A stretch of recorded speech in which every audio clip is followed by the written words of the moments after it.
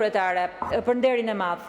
Sipas nenit 80 të Kushtetutës, drejtuesit e institucioneve shtetërore, ministrat me kërkesë të deputetëve, komisioneve parlamentare duhet japin shpjegime dhe të informojnë për çështje të ndryshme. I kam kërkuar ministrit të financave prej një muaji, i kam dërguar disa shkresa për të bërë transparencë mbi përfituesit e ligjit të shlyerjes borxheve, po njëkohësisht edhe transparencë mbi amnistinë fiskale. Zoti ministër nuk e ka ofruar akoma këtë transparencë. Dhe meqense sapo erdhi në seancë, unë do kisha jo vetëm unë, po qytetarët shqiptar, bizneset shqiptare kanë nevojë për transparencë për një ligj që gjykohet që është korruptiv.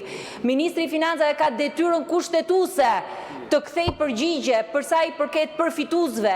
A janë përfituesit koncesionar, a janë përfituesit evazor fiskal, a janë përfituesit marrës së tenderave publik, a janë përfituesit subjekte të SPAK-ut. Ministri e ka këtë detyrë për qytetarët shqiptar.